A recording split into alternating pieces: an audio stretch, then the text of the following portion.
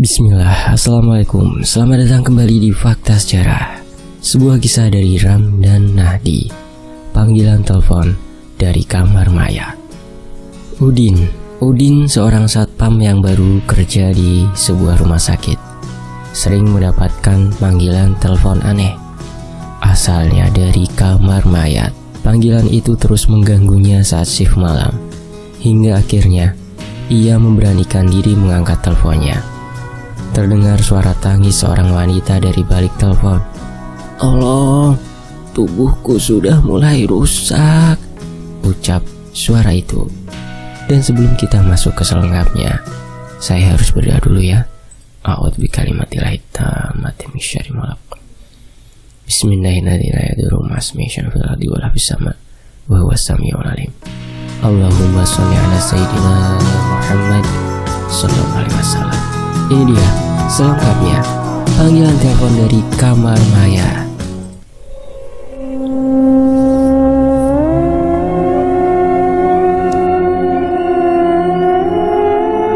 "Din, gue keluar dulu ya, mau makan," ucap Karno. "Siap mas," balasku. "Din, kalau ada telepon gak usah diangkat ya." "Kenapa emang mas?" "Pokoknya kagak usah," balas Mas Karno seraya berjalan meninggalkan pos satpam. Mas Karno sudah bekerja di rumah sakit ini selama 5 tahun. Sedangkan aku baru hari ini mulai bekerja. Entah kebetulan atau gimana, hari pertama kerja malah kebagian shift malam. Shift malam di sini berbeda sekali dengan tempat kerjaku sebelumnya. Di sini lebih sepi. Hanya ada beberapa suster atau keluarga pasien yang lalu lalang. Kring. Mataku langsung tertuju pada telepon di atas meja. Siapa sih malam-malam nelpon? Ngagetin aja. Gumamku seraya berjalan mendekati meja. Angkat nggak ya? Pikirku setelah teringat ucapan Mas Karno tadi. Angkat aja dah, siapa tahu penting. "Halo?" sapaku, tapi tidak ada jawaban. "Halo?" Masih tidak ada jawaban. Dan tiba-tiba telepon terputus. Paling kerjaannya Mas Karno, gumamku pelan, lalu kembali duduk di kursi dan menonton TV. 20 menit kemudian Mas Karno sudah kembali ke pos satpam. "Gimana Din?" tanyanya. "Gimana apanya?" balasku. "Ada yang nelpon gak?" Senyumnya sedikit mengembang. Aku sudah tahu. Pasti telepon tadi ulahnya. "Tuh kan, Mas Karno iseng ya tadi." Mas Karno tertawa terbahak-bahak. "Gue cuman ngetes doang," balasnya, lanjut tertawa. "Saya sih udah biasa. Dulu pas jaga gedung kantoran, sering juga telepon bunyi sendiri. Pernah juga lift naik turun sendiri. Ya gagal dong gue." Aku pun tertawa. Kami pun lanjut ngobrol tentang cerita-cerita yang beredar di rumah sakit ini. "Di sini gimana mas? Ada nggak tempat yang paling ditakutin?" tanyaku. "Biasanya kamar mayat. Gue kalau lagi patroli sendiri males banget dah lewat sana.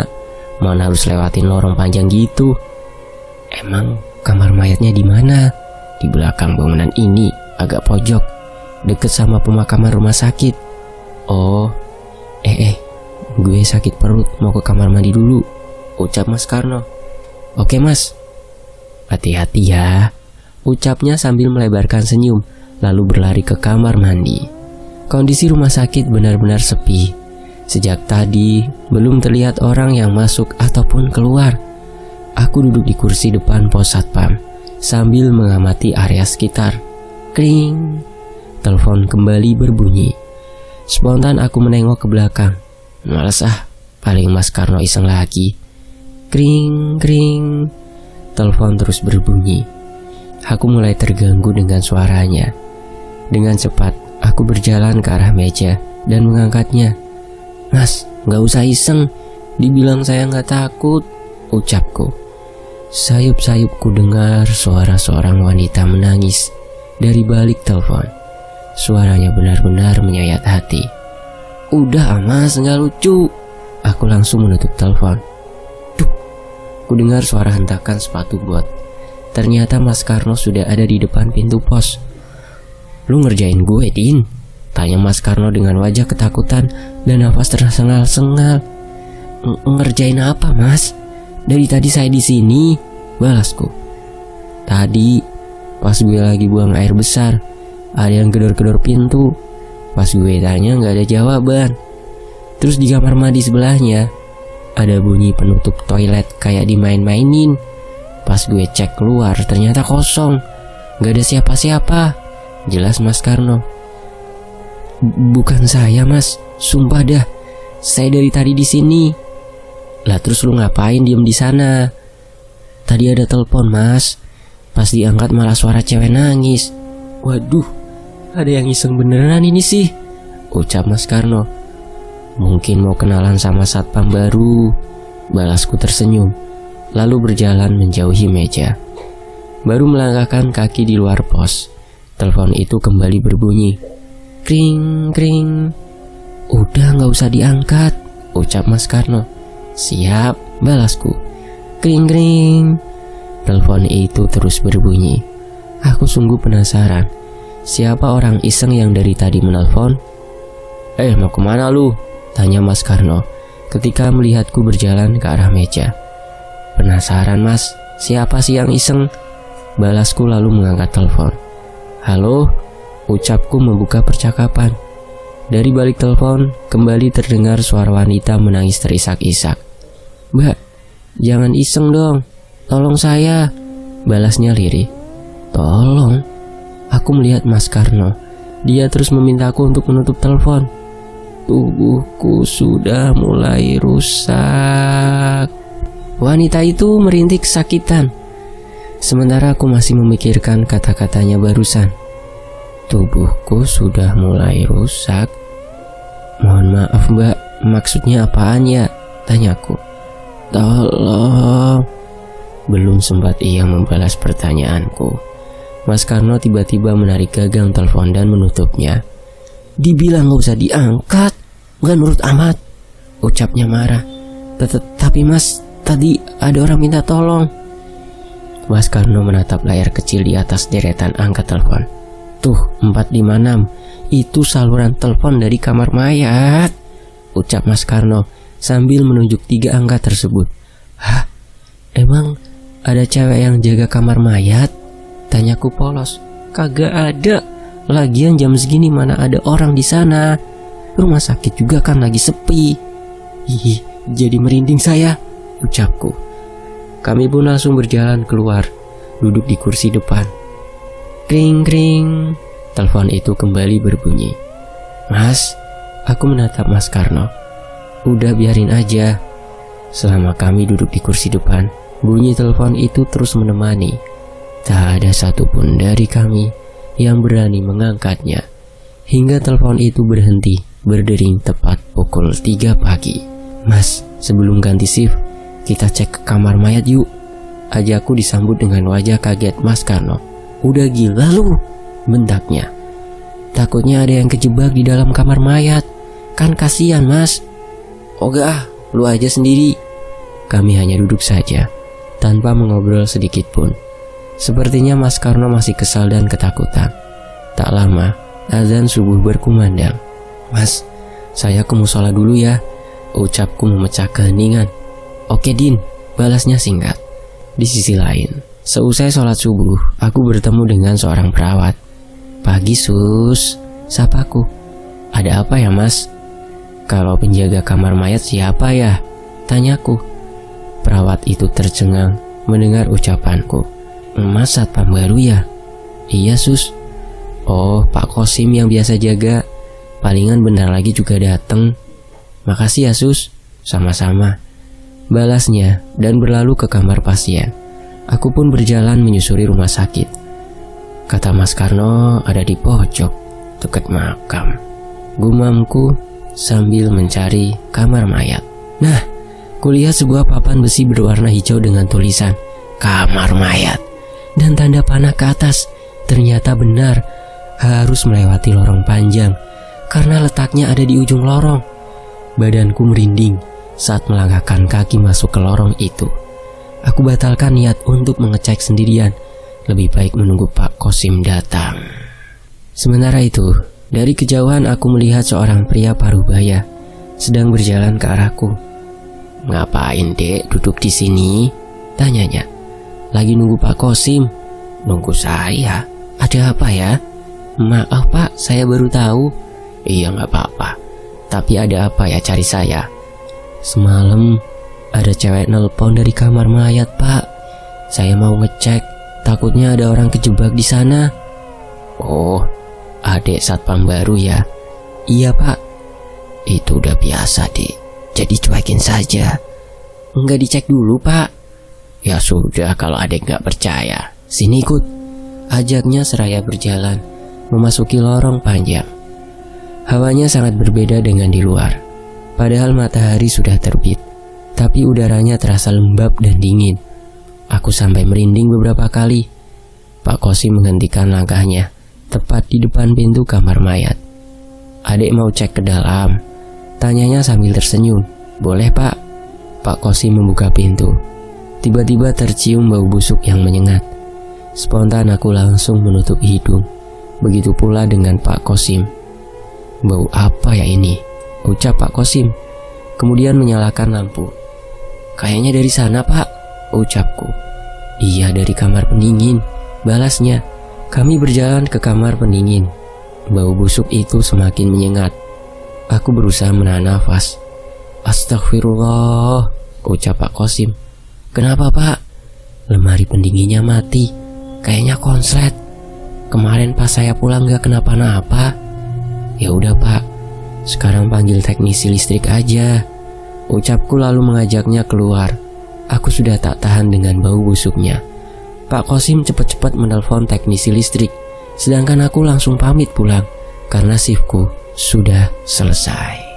Esok harinya aku kembali ditugaskan untuk berjaga malam. Mas Karno sepertinya tidak datang karena sedang tidak enak badan. Jadi aku harus berjaga sendirian. Aku mendapat kabar kalau lemari pendingin sudah diperbaiki. Setidaknya itu membuatku jauh lebih tenang. Semoga saja tidak ada telepon dari kamar mayat. Semakin malam rasa takutku semakin bertambah. Apalagi setiap melihat gagang telepon di atas meja. Sampai akhirnya aku mempunyai ide buruk untuk mencabut kabel telepon itu. Namun tiba-tiba kring, kring. Telepon itu berbunyi. Aku perhatikan nomor yang tertera di sana. Angkanya 456, alias saluran telepon dari kamar mayat. Bagaimana bisa ada telepon masuk, padahal kabelnya sudah kucabut? Di sisi lain, aku masih berdiri sambil menatap telepon yang terus berbunyi. Nomornya masih sama, dari kamar mayat. "Mas," sapa seseorang mengagetkanku. Aku menoleh. Ternyata sudah ada seorang perawat berdiri di depan pos. "Lagi liatin apa?" "Serius banget?" tanyanya. "Nganu Mbak, saya lagi liatin telepon dari tadi bunyi," balasku seraya menghampirinya. "Ya angkat saja, siapa tahu penting." "Kabelnya sudah saya cabut Mbak." "Loh, kok bisa bunyi?" "Makanya saya juga heran." Aku berjalan ke dalam pos. "Coba deh Mbak lihat, aneh banget," ucapku seraya menatap telepon itu. "Mbak," aku menoleh ke belakang. Ternyata perawat tadi sudah menghilang. Astagfirullah. Spontan aku beristighfar sambil mengedarkan pandangan mencari keberadaan perawat tadi. Sementara itu, telepon masih terus berbunyi. Baru kerja 2 hari aja udah begini.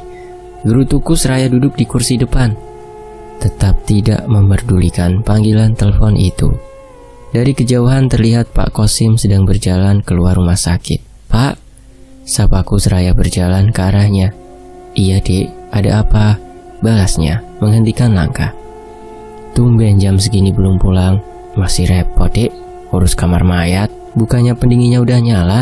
"Iya, tapi ada beberapa yang gak nyala, jadi masih bau banget." "Terus gimana Pak?" "Ya tadi saya pindah-pindahin manual, gantian gitu, biar mayatnya gak cepet busuk. Tapi lama-kelamaan capek juga. Emang teknisinya gak bisa datang jam segini Pak?" "Besok pagi katanya."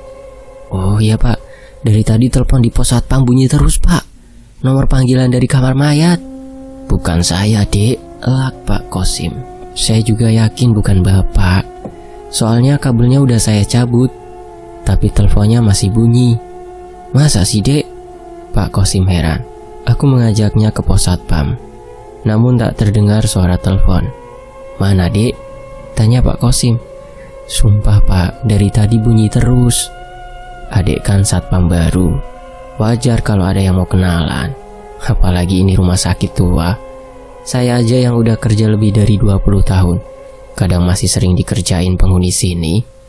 Jadi kalau ada yang iseng, cuekin aja, Dek. Iya Pak. Ya sudah, saya mau pulang dulu. Hati-hati Pak. Pak Kosim pun berlalu menuju parkiran, sementara aku kembali duduk di kursi depan. Hanya saja, kini tak terdengar suara panggilan telepon. Dinding, suara klakson motor yang dikendarai Pak Kosim. Saya pulang dulu, Dek, ucap Pak Kosim seraya menghentikan motor tepat di depan pos satpam. Iya Pak. Assalamualaikum. Waalaikumsalam. Di sisi lain, kring. Spontan aku menengok ke belakang, menatap telepon di atas meja yang kembali berbunyi. Cukup lama aku menatap telepon itu, hingga akhirnya aku bangkit dan berjalan ke arah pintu rumah sakit. Ya, daripada harus mendengarkan bunyi telepon terus-menerus, lebih baik keliling rumah sakit. Toh sekarang pun sudah lewat tengah malam, jarang sekali ada pasien yang datang. Aku berjalan masuk ke dalam rumah sakit. Terlihat ada beberapa perawat sedang berkumpul di depan ruang UGD. Aku sapa mereka, kemudian berlalu menuju selasar yang mengarah ke ruang inap. Suasananya sepi, hanya aku sendiri yang berjalan menyusuri selasar yang agak gelap. Di ujung selasar, terlihat seseorang sedang berdiri. Dari pakaiannya, seperti seorang perawat. Mungkin habis mengontrol kondisi pasien di ruang inap. Aku pun berjalan mendekat. Perawat itu menoleh dan tersenyum padaku. Wajahnya tak asing, mirip sekali dengan yang kulihat di depan pos satpam tadi. Mbak yang tadi ke pos satpam kan? Tanyaku. Ia tak menjawab, malah berjalan ke arah ruang inap. Aku pun membuntutinya sambil menatapnya dari ujung rambut sampai kaki. Kakinya menapak ke tanah, berarti bukan hantu, pikirku. Tepat di depan salah satu kamar inap, ia menghentikan langkahnya, kembali menoleh ke arahku sambil tersenyum. Spontan aku pun menghentikan langkah. Jika ada yang membutuhkan bantuan, sebaiknya kamu bantu, ucapnya. Lalu berjalan masuk ke dalam kamar inap. Iya Mbak, balasku seraya menghampirinya, ingin menanyakan apa maksud dari ucapannya. Namun yang kuhadapi kini hanya pintu kamar yang digembok dari luar. Astagfirullah, berarti dia bukan. Gumamku lalu membalikkan badan, mengurungkan niat untuk berkeliling. Aku kembali melewati selasar. Perawat yang kulihat berkumpul di depan ruang UGD pun masih ada di sana. Kok cepet amat Mas? Tanya salah seorang perawat. Sepi, jadi gak ada yang perlu dilihat, balasku. Tapi kok jalannya kayak buru-buru gitu, terus mukanya ketakutan, sahutnya. Pasti abis ketemu Suster Diana ya, sahut perawat lainnya. Hah? Jadi namanya Suster Diana? Tuh kan, hampir semua yang kerja di sini minimal 1 kali ketemu Suster Diana. Tapi dia baik kok Mas. Iya, cuman tetap aja kaget, balasku disertai senyum. Biasanya kalau ada kejadian di rumah sakit, dia pasti muncul. Kejadian apa? 2 malam ini beberapa pasien dan perawat ngedengar suara cewek nangis di dekat kamar mayat Mas. Ternyata tidak aku saja yang diteror.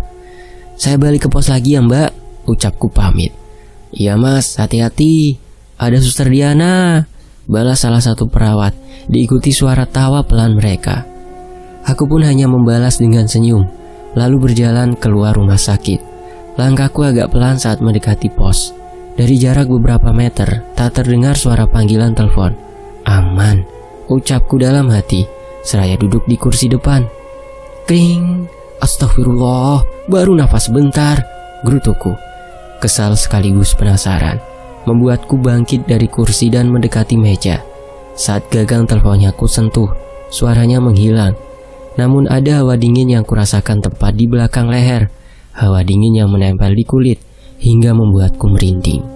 "Bantu saya," bisik suara wanita tepat di belakangku. Tubuhku bergeming. Hawa dingin masih bisa kurasakan di belakang leher dan telinga. "Bantu saya." Wanita itu kembali membisikkan sesuatu. Hembusan nafasnya bahkan sukses membuatku merinding. Aku memejamkan mata, lalu mulai merapal doa dalam hati. Tak lama hawa dingin itu pun menghilang. Perlahan aku membuka mata dan memberanikan diri menengok ke belakang. Tidak ada siapa-siapa. Bergegas aku berlari keluar pos, menuju warung kopi di seberang rumah sakit. Selama lebih dari 1 jam, aku duduk di sana dan mengobrol. Tak sadar, sudah 3 gelas kopi kuhabiskan. Sekitar pukul 3 pagi, aku baru kembali ke pos, berharap seperti hari sebelumnya. Gangguan itu menghilang pada pukul 3 pagi. Aku edarkan pandangan, mengamati area dekat pos. Tak ada siapa-siapa. Begitu pula di dalam pos. Setelah dirasa aman, aku kembali duduk di kursi depan, sambil terus berdoa di dalam hati. Waktu berjalan begitu lambat. Rasa cemas bercampur takut membuatku sering celingak-celinguk tidak jelas. Terkadang berdiri dan berjalan ke arah pintu rumah sakit, tapi tidak masuk ke dalam. Sebentar lagi subuh, ucapku dalam hati sambil menatap jam di lengan. Setelah memastikan tidak ada pasien yang datang, dengan langkah cepat aku menuju musola. Sesampainya di sana, kondisinya masih sepi. Hanya aku saja yang duduk sambil menunggu waktu subuh. Sesudah sholat subuh, rasa penasaran membawaku ke kamar mayat. Bulu kuduku meremang. Padahal hanya berdiri sambil menatap lorong panjang menuju kamar mayat dari jauh. Puk. Seseorang menepuk pundakku. Sukses membuat jantungku nyaris copot. "Ngapain di sini, Dek?" tanya suara yang tentunya sudah ku kenal, Pak Kosim. "Astagfirullah, Pak. Saya kaget banget loh," balasku seraya menoleh ke arahnya. "Lagian pagi-pagi gini, ngapain liatin kamar mayat?" "Semalaman ini saya diteror sama telepon dari kamar mayat, Pak. Bapak juga tumben pagi-pagi gini udah datang. Saya sendiri gak bisa tidur, Dek. Kepikiran sama lemari pendingin yang mati terus." "Bapak gak diteror?" tanyaku. "Saya sih udah biasa sama begituan, Dek. Makanan sehari-hari." "Pak, saya mau balik ke pos dulu ya. Takut si Mahmud datang, ntar kaget gak ada siapa-siapa. Gak mau ikut temenin saya ke dalam," tawarnya sambil menunjuk kamar mayat. "Oh enggak, Pak, makasih," balasku disertai senyum. "Saya ke pos dulu ya, Pak," ucapku pamit. "Iya, Dek." Sesampainya di pos, terlihat Mahmud sudah berdiri di depan. Ia menatapku kesal. "Kemana aja lu, Din?" "Habis sholat subuh," balasku. "Sholat subuh lama bener sampai jam 6. Ketiduran tadi, Mud." "Pantesan. Itu telepon kenapa dicabut kabelnya? Kalau ketahuan bisa dimarahin lu, Din." Abisnya semalam ada yang iseng, jadi dicabut aja." "Iseng gimana?" "Telepon salah sambung." "Kok bisa?" "Iya gak tahu," elahku. "Udah, gue balik dulu. Hati-hati, ada telepon salah sambung, Mut." Ada-ada aja lu, Din." Aku pun pulang ke kosan. Di sisi lain, sehabis maghrib aku kembali ke rumah sakit. Terlihat Mas Karno sudah berdiri menyambutku di depan pintu gerbang. "Udah sehat, Mas?" tanyaku. "Udah." "Emang sakit apa sih, Mas?" "Meriang, panas dingin gitu. Masa baru dikerjain begitu udah sakit sih, Mas?" ledekku. "Emang dari kemarin udah gak enak badan, Din," sahutnya kesal. Kami pun berjalan ke pos. "Semalam aman, Din?" "Aman, Mas." "Tuh telepon kagak bunyi lagi kan?" "Enggak, Mas," balasku menatap telepon. Dalam hati berharap, semoga malam ini tidak ada panggilan telepon lagi. "Mas, saya ke dalam bentar ya." "Mau kemana, Din?" "Kamar mayat." "Mau ikut, Mas?" tawarku sambil senyum. "Kagak dah, lu aja sendiri." "Kirain." Aku berlalu berjalan ke dalam rumah sakit. Suasananya tidak sesepi kemarin. Sesampainya di depan lorong panjang, terlihat pintu kamar mayat sudah tertutup rapat. Lampu di dalamnya pun sudah gelap. Berarti Pak Kosim tidak ada di sana. Saat ku membalikkan badan, tiba-tiba bulu kuduku meremang. diikuti aroma bau busuk yang menyengat. Buru-buru aku pergi dari sana, tanpa sedikit pun menoleh ke belakang. Sementara itu, malam berlalu begitu cepat. Kini sudah pukul 11 malam. Kami lalui tanpa sedikit pun gangguan. "Din, tolong anterin ibu ini ke ruangan mawar," ucap Mas Karno saat aku baru saja melangkahkan kaki di depan pos. "Ya Allah Mas, baru aja balik dari dalam," keluhku. "Olahraga Din," balasnya tersenyum lebar.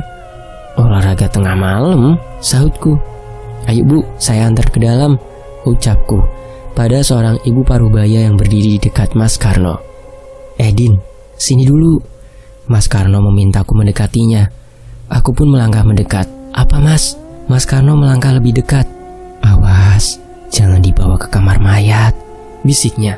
"Ntar saya minta penghuni sana temenin Mas di sini," balasku pelan. "Jangan gitu," Mas Karno memukul pelan perutku. "Udah sana anter, jangan lama-lama." "Lama juga gak apa-apa Mas, kan ada yang nemenin," sahutku seraya berjalan ke arah pintu rumah sakit. Sekembalinya mengantar ibu itu, aku bertemu Mas Karno di lobi rumah sakit. "Din," panggil Mas Karno. "Loh, Mas, ngapain di sini?" tanyaku heran. "Pos siapa yang jaga?" "Di pos ada orang kok, dia lagi nungguin elu." "Hah, siapa Mas?" "Kagak tahu. Yang jelas cewek cantik lah. Buruan samperin sana." "Mas gak ngebohong kan? Atau ngeprank?" "Kagak Din, gue seriusan." "Terus Mas mau kemana sekarang?" "Mau ke toilet, buang hajat." "Oh ya udah deh, saya ke pos dulu ya." Aku berjalan dengan cepat menuju pos. Dari kejauhan memang terlihat ada seorang wanita berambut sebahu sedang berdiri di dalam pos. Saat kakiku melangkah di dekat pintu pos, wanita itu berdehem. "Mas," panggilnya dengan posisi membelakangiku. "Maaf Mbak, ada apa yang nyari saya? Bisa bantu saya?" Aku mengerutkan dahi. Suaranya seperti pernah ku dengar sebelumnya. Namun aku lupa di mana. Ia membalikan badan. Wajahnya terlihat pucat sekali seperti mayat hidup. Matanya cekung dengan area sekitarnya agak menghitam. "Tempat saya bukan di sana Mas," ucapnya. Entah mengapa membuat bulu kuduku meremang. Kini aku kaget. Suaranya mirip dengan wanita yang biasa menelponku. "Kamu?" Rasa takut membuat ucapanku terbata-bata. Ia menganggukkan kepala sambil menatapku, lalu tersenyum lebar, memperlihatkan barisan gigi yang kehitaman. Tak lama, tercium bau busuk yang menusuk hidungku dan bersambung dulu. Bagaimana kengerian dari kisah Pak Satpam yang jaga di rumah sakit yang selalu diteror oleh telepon panggilan dari kamar mayat?